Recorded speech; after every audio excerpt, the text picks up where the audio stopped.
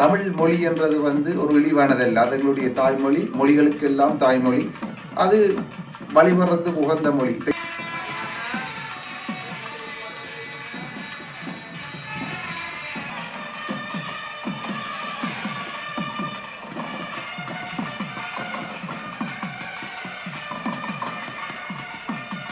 நன்றி அம்மா உங்களுடைய கருத்துக்கு.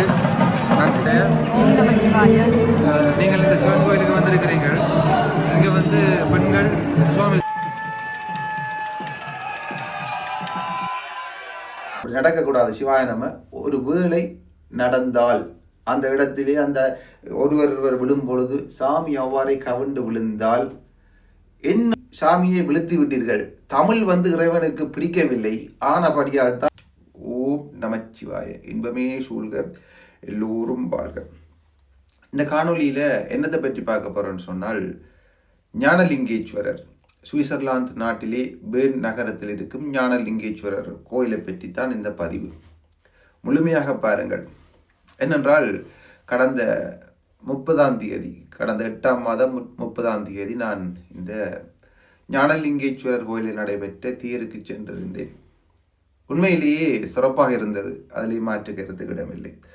அங்கு எண்ணத்தையெல்லாம் பார்க்கக்கூடிய மாதிரி இருந்தது என்று சொன்னால், இளையோர் உண்மையிலேயே மிக மிக சிறப்பான முறையிலே செயற்படுகின்றார்கள். உண்மையிலே அது வெளிநாட்டிலே பிறந்து சைவ சமயம் என்னும் பெயரிலே இந்து கண்டு குழப்பமாக இருக்கிறவர்களை பற்றி நான் இங்கு குறிப்பிடவில்லை. சைவ சமயம் என்று சொல்லி சைவ பணி செய்து கொண்டிருக்கும் சிறார்களை பார்க்கக்கூடிய மாதிரி இருந்தது. உண்மையிலேயே தங்களுடைய இறை உணர்வுடன் அவர்கள் இதை செய்து கொண்டிருக்கிறார்கள்.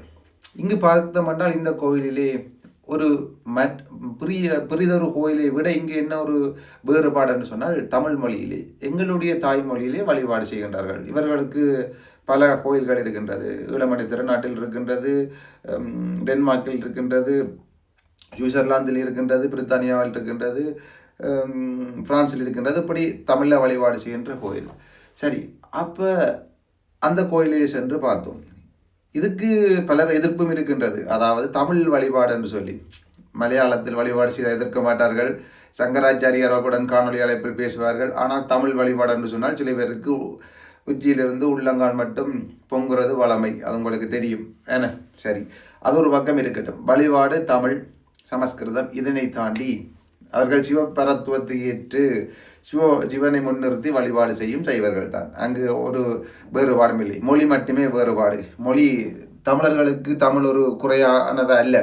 அப்படி தமிழ் மொழி குறை என்று சொல்பவர் ஒரு பிழையானவராகத்தான் இங்கு நான் பார்க்கின்றேன். ஏனென்றால் சிவபெருமானுக்கு 2 கண்களும் என்று சொல்வார்கள். அதாவது சமஸ்கிருதம் ஒரு கண், தமிழ் ஒரு கண். சரி, அப்போ ஒரு கண் சமஸ்கிருதம் என்றால் ஒரு கண் தமிழாக இருந்துட்டு போட்டும். அதுவும் சிவபெருமான் என்ற மொழி தானே. கண்ணுதற் பெருங்கடவுளும் கழகமோட மருந்து பண்ணுறத் தெரிந்தாய்ந்த இப்பசுந்தமிழ் ஏனே மண்ணிடச் சில இலக்கண வரம்பிலா மொழிகளைப் போல் எண்ணிடப்பட கிடந்ததா என்னவும் படுமோன்னு சொல்லி பரஞ்சோதி முனிவர் பாரார். அப்படி கண்ணுதற் பெருங்கடவுள் கழகமோட மருந்துங்கிற தாய்மொழிக்கு சங்கம் வளர்த்தார் இல்லையா. அதனை தாண்டி பார்த்தோம்னு சொன்னால், திருவண்ணாமலையிலே வாடா முருகான் அருணகிரிநாதர் கூப்பிட முருகன் வந்தார். அப்படியெல்லாம் பல பல சான்றுகள் இருக்கு. குமர ஒருவர் மீனாட்சியை பார்த்து வருக வருகன்னு மீனாட்சி வந்தான்னு சொல்லி வரலாறு இருக்குது. அப்படியெல்லாம் பல வரலாறு இருக்கின்றது. எங்களுடைய மொழியால் இவ்வாறெல்லாம் நடந்தது, இவ்வாறான அற்புதங்கள் நடந்தது. என்னை நன்றாக இறைவன் படைத்தனன், தன்னை நன்றாக தமிழ் செய்யுமாறு என்று சொல்லி கூறிவிட்டு சென்றார் எங்கள் திருமூலர் ஐயா. இப்படி பல இது இருக்கின்றது. ஆகையினால் தமிழ் மொழி என்றது ஒரு இழிவானதல்ல. அது எங்களுடைய தாய்மொழி, மொழிகளுக்கெல்லாம் தாய்மொழி. அது வழிபடுறதுக்கு உகந்த மொழி. தெய்வத்தமிழ் என்று சொல்வார்கள். தெய்வத்தமிழால் வழிபட முடியாது என்று சொன்னால் அது ஒரு நகைப்புக்குரியதாகத்தான் இருக்கும். அதுவும் தமிழர்கள் சொன்னால் பெரிதாக நகைக்க வேண்டியதாகத்தான் இருக்கும். அது ஒரு புறம் இருக்கட்டும். அப்போ இங்கு பார்த்தால் நான் அங்கு ஒருவரை கண்டேன். அதாவது அவர் ஒரு சுவிஸ் நாட்டை சேர்ந்தவர். அதாவது தமிழர் அல்ல ஒருவரை கண்டேன்.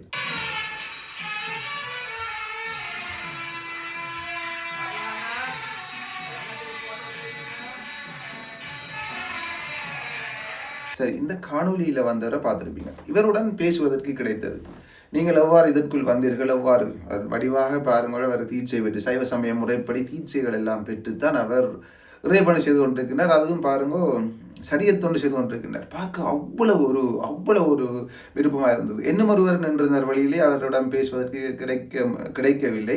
இவர் பேசிக்கொண்டது. அப்பொழுது இவருக்கு கேட்டேன், நீங்கள் எவ்வாறு இதுக்குள் வந்தீர்கள் என்று. அவர் சொன்னார், தான் அதால் நடந்து போனதாகவும் தன்னை சிவபெருமான் வந்து உள்ளுக்கு வான்னு சொல்லி தன்னை கூப்பிட்டதாகவும் அதனால் தான் வந்தேன் என்று சொல்லி அவர் கூறியிருந்தார். இது ஒரு தமிழன் சொன்னால் நம்ப மாட்டார்கள் எங்களுடைய மக்கள். ஆனால் அவர் வெள்ளியன் சொல்லுகின்றார் என்பதை இதிலே சொல்ல வேண்டிய தேவை இருக்கின்றது. ஏனென்றால் சிவ வழிபாடு செய்வதற்கே பயந்து கொண்டும் வெட்கப்பட்டு கொண்டும் அது ஒரு கேவலமானதாகவும் வந்து மாற்றிக்கொண்டிருக்கின்றார்கள், அதை நம்பிக்கொண்டும் இருக்கின்றார்கள். அந்த சூழலிலேயே இவ்வாறு ஒருவர் வந்திருக்கின்றார். சரி, ஒரு வெள்ளியன் அந்த இடத்திலே, அதாவது ஒரு பிற இனத்தவர், அது சிவபெருமானுக்கு வெள்ளையன் கருப்பன் எல்லாம் ஒன்றுதான். ஒரு எங்களை பொறுத்தளவு, ஒரு தமிழர்களை பொறுத்தளவிலே ஒரு வெள்ளை இனத்தைச் சேர்ந்தவர், பிற இனத்தைச் சேர்ந்தவர் அவர் வந்து அவர் சிவபெருமான் பால் அன்பு கொண்டு சிவபெருமான் அழைத்ததாக கூறுகின்றார். ஆனால் சிவதீக்கையும் பெற்று அவர் பணிகள் செய்து கொண்டிருக்கின்றார். ஆனால் அங்கு பணிபுரியும் சில ஐயாக்களையும் பார்த்தேன். ஐயாக்கள் பண்பாகவும் பக்குவமாகவும் தான் செயல்படுகின்றார்கள். ஒரு சில ஐயாக்கள் அகவையிலே குறைந்தவர்கள், அவர்கள் இன்னும் பக்குவப்பட வேண்டியிருக்கின்றதையும் பார்க்க முடிகின்றது. என்னென்றால், ஒரு பிற இனத்தவர் வந்து திருநீறு பூசி அவர் சைவனாக அங்கே இருக்கும் பொழுது சந்தனத்தை திருநீருக்கு பதிலாக பூசிக்கொண்டு நிற்பதையும் பார்க்கக்கூடிய மாதிரி கிடக்கின்றது. நாங்கள் சைவ சமயத்தவர்கள். சைவ சமயத்திலே சிவசின்னம் என்றது வந்து திருநீறு ருத்ராகம் முக்கியமானது. ஆக நாங்கள் சந்தனத்தை அதிலே பூசிக்கொண்டு திருநீரை போன்று குறிகளை வைத்து கொண்டு நிற்பது, அது ஒரு சிவசின்னத்தை நாங்கள் அணிய மறுப்பதை போல் தான் அதிலே காட்டுகின்றது. வேறு ஒருவர் வந்து திருநீறு பூசுகின்றார், வேறு ஒரு இனத்தவர், நாங்கள் பூசாமல் நிற்பது அழகில்லை. அத்துடன் இன்னும் ஒரு செயல்பாட்டையும் அங்கு பார்த்தேன்.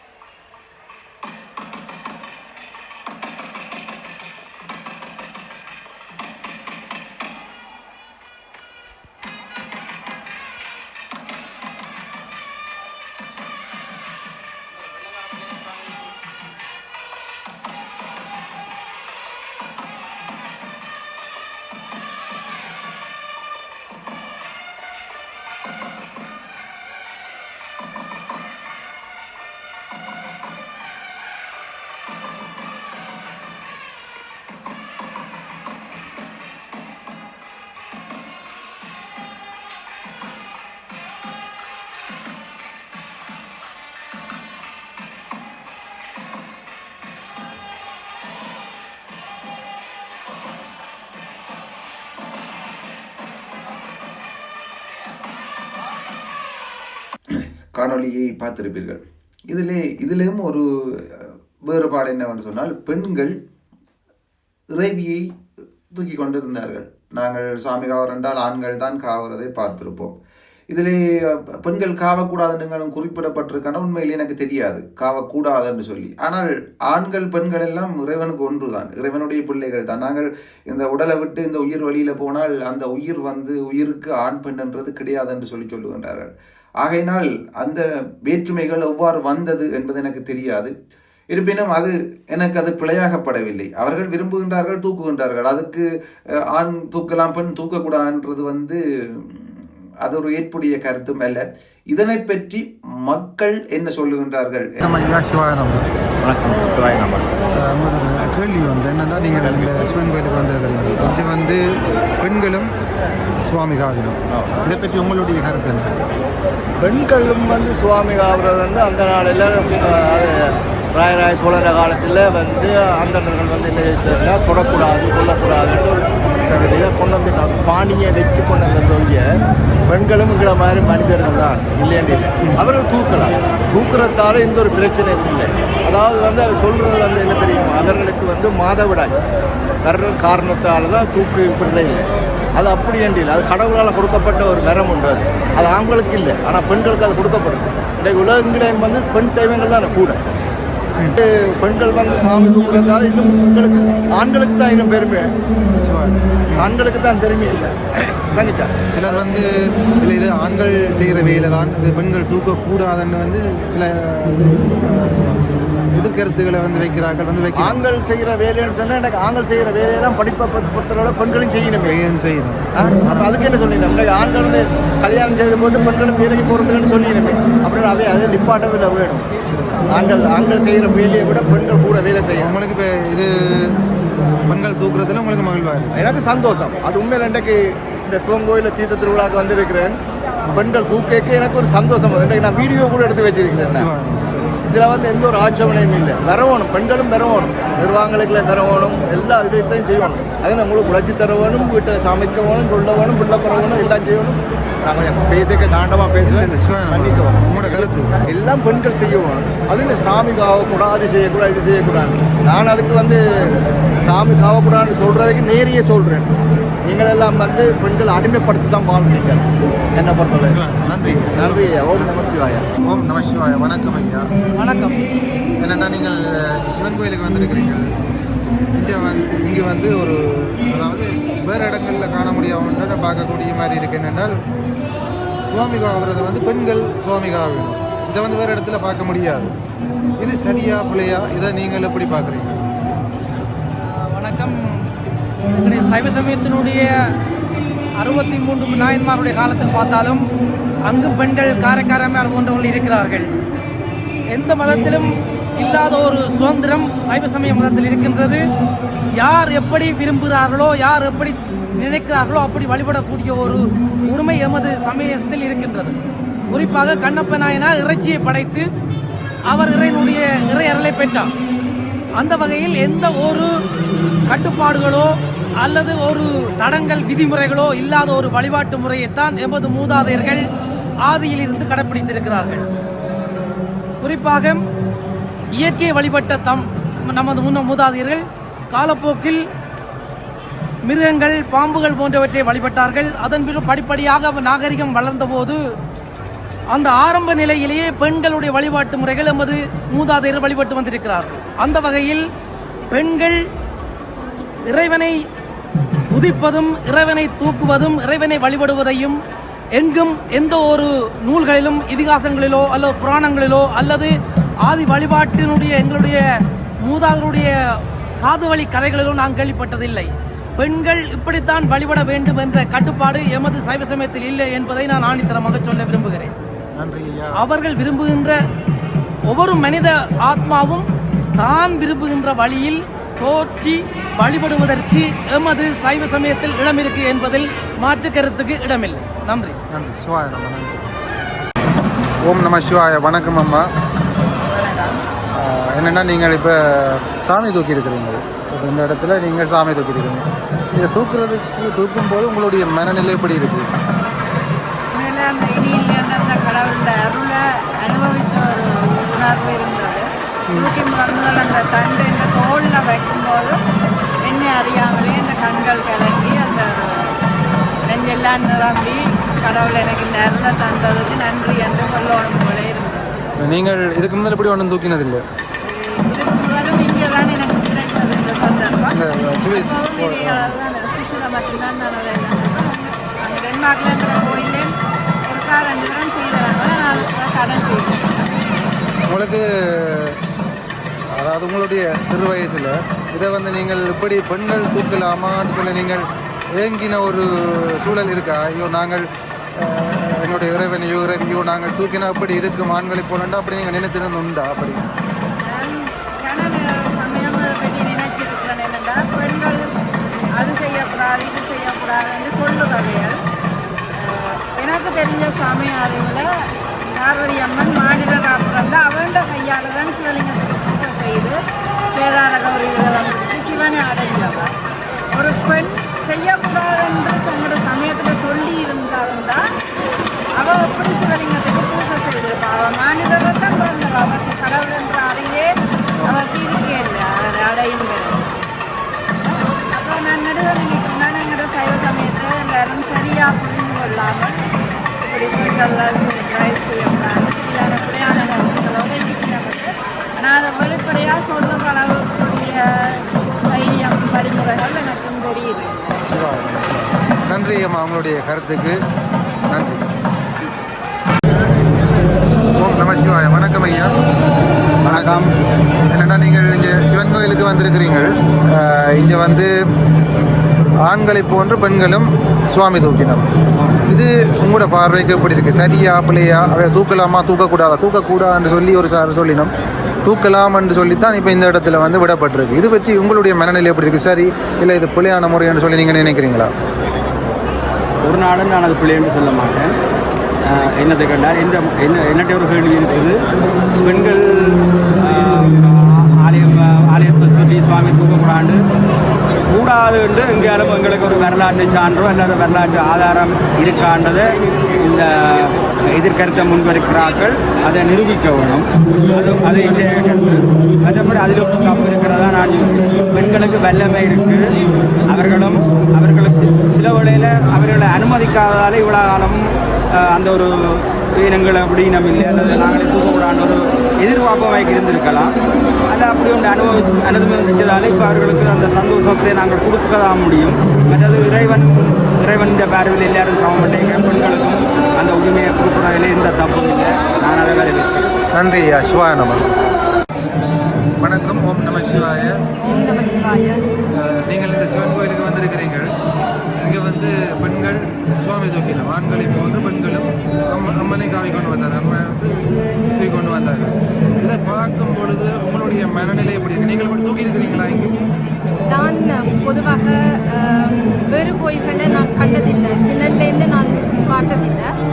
இங்கே நான் கோயிலுக்கு வர தொடங்கிய போது தான் வரலட்சுமி பூஜை அன்று சாமி தூக்க வாங்கொண்டு கூப்பிடும்போது எங்களுக்கு அவ்வளவு சந்தோஷம். எங்களுக்கும் அதாவது ஆண்கள் மாதிரி பெண்களுக்கும் ஒரு சமநிலை சமத்துவம் வந்து அந்த முடியாத ஒரு மகள் வேண்டும் உங்களுக்கு அப்படி என்று சொல்லலாம். மக்களுடைய கருத்துக்களை கேட்டிருப்பீர்கள். அவர்கள் அனைவரும் இதை ஏற்றுத்தான் இந்த கருத்தை சொல்லுகின்றார்கள். இதில் வந்து எங்களுடைய சமயத்துக்கோ அல்லது எங்களுடைய சிவ வழிபாட்டுக்கோ இது எதிரானதாக நான் பார்க்கவில்லை. அதனை தாண்டி இன்னும் ஒரு நிகழ்வையும் கண்டேன். அதனையும் நீங்கள் இதிலே தொடர்ந்து பாருங்கள்.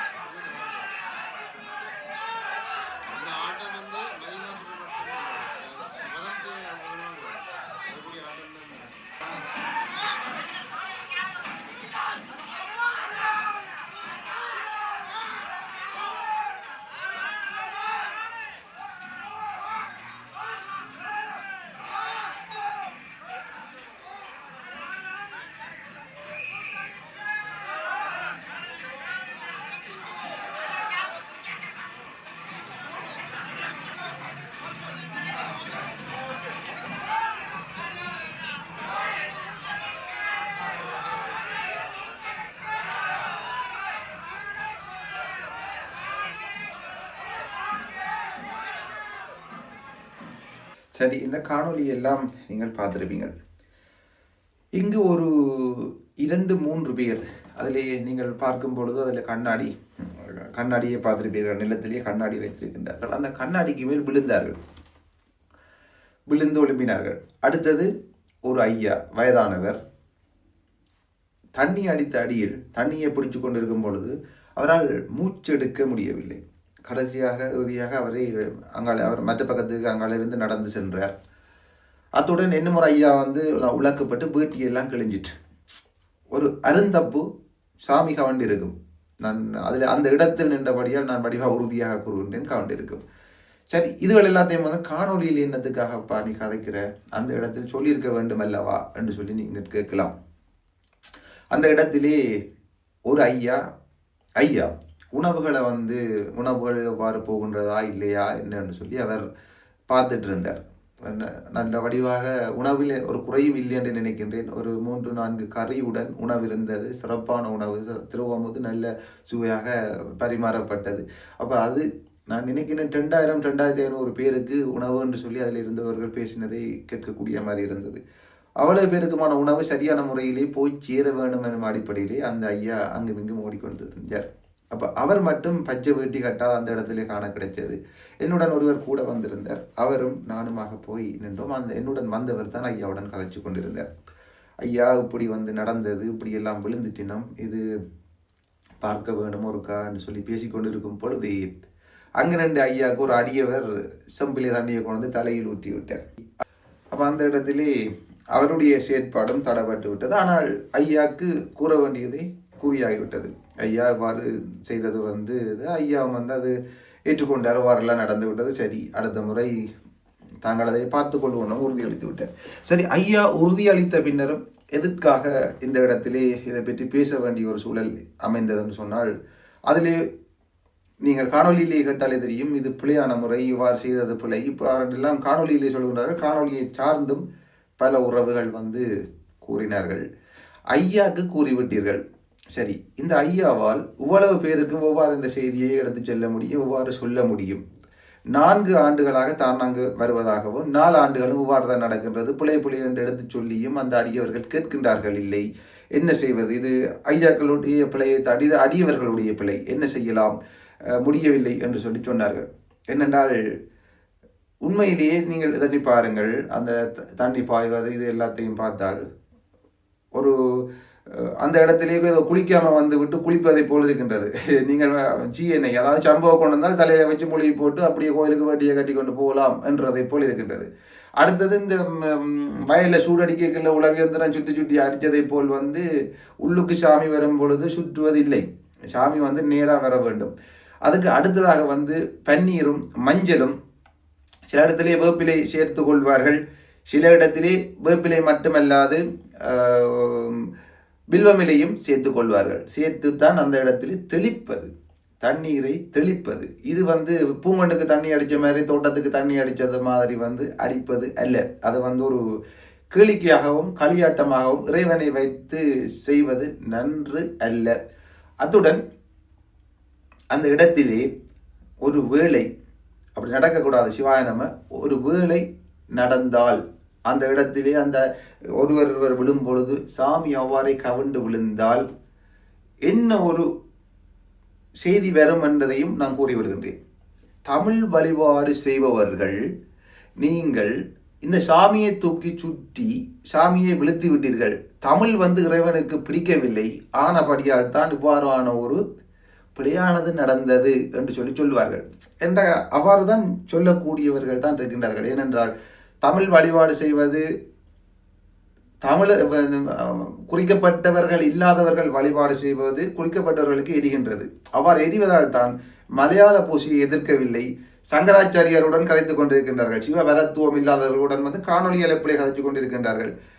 இவர்களுக்கு இதுகள் எல்லாத்தையும் கேட்காதவர்கள் தமிழிலே வழிபாடு, தமிழிலே அதை செய்து விட்டார்கள், நூல் இல்லை, குடும்பி இல்லை, பஞ்சகச்சம் இல்லை என்று குறை கூறிக்கொண்டிருப்பவர்கள் இதுகளை வந்து எவ்வாறெல்லாம் சொல்லுவார்கள் என்பதை நீங்கள் சிந்தித்து பாருங்கள். ஆக அடுத்த தடவை இவ்வாறான ஒரு செயற்பாடு இருக்காதென ஐயாவும் உறுதி தந்திருக்கின்றார். அடியவர்களும் ஐயாவினுடைய அந்த உறுதிப்பாட்டுக்கு ஒத்துழைப்பு செய்து அந்த வழிபாட்டை அதனுடைய நெறிமுறை வலுவாது எவ்வாறெல்லாம் செய்வார்களோ அதற்கு அமைவாக நீங்கள் சிறப்பான முறையில் செய்வீர்களாக இருந்தால், இவ்வாறான கூத்துக்கண்டு என்று செய்வீர்களாக இருந்தால் அது ஒரு சிறப்பாக இருக்கும். நீங்கள் இறைவனுக்கு உண்மையாக செய்கிற ஒரு பணியாக இருக்கு. நீங்கள் இப்போ உண்மையான பணி இல்லை என்று நான் சொல்லவில்லை, சரியான முறையிலே தான் செய்கின்றீர்கள். ஆனால் செய்வன திருந்த செய்ய வேண்டும் இல்லையா? ஆகையினால் ஒரு பிழை என்று நாங்கள் ஒன்றை அறிந்து விட்டால் அந்த முறை நாங்கள் அறியாமல் ஏதோ எல்லாம் செய்யலாம். ஆனால் இதை நாங்கள் அறியாமல் செய்து விட்டோம், சரி நாங்கள் அறிந்து விட்டோம், ஆனபடியால் அறிந்ததன் பின்னர் நாங்கள் செய்ய மாட்டோம் என ஒரு முடிவை எடுத்துக்கொள்ளுங்கள். அடுத்த தடவை அங்கே இருக்க ஐயாமார்கள் என்றாலும் சரி, அதில் இருந்த ஐயாக்கண்டாலும் சரி, ஐயாக்களுக்கு கொண்டு போய் தலையில தண்ணி ஊத்துறது, ஐயா மாரி ஐயாக்கண்ட தலையில தண்ணி ஊத்தினோம். என்னத்துக்கப்பா ஐயாக்களுக்கு கொண்டு போய் தண்ணி ஊத்துறீர்கள்? செம்பை தூக்கி எறியும் பொழுது செம்பு அப்படியே கையை நழுவி போகுது. சரி, தண்ணி ஊத்துனது பிறகு செம்பு போச்சுது. ஒருவேளை செம்பு அப்படியே தண்ணியோட நீங்கள் எத்தே கிளி பாட்டியன் மண்டையில விழுந்திருந்தா அதை நினைத்து பார்த்தீர்களா? ஒன்றை செய்யல. அதில் ஒரு பக்குவம் வேணும், அடக்கம் வேணும், பொறுமை வேணும்.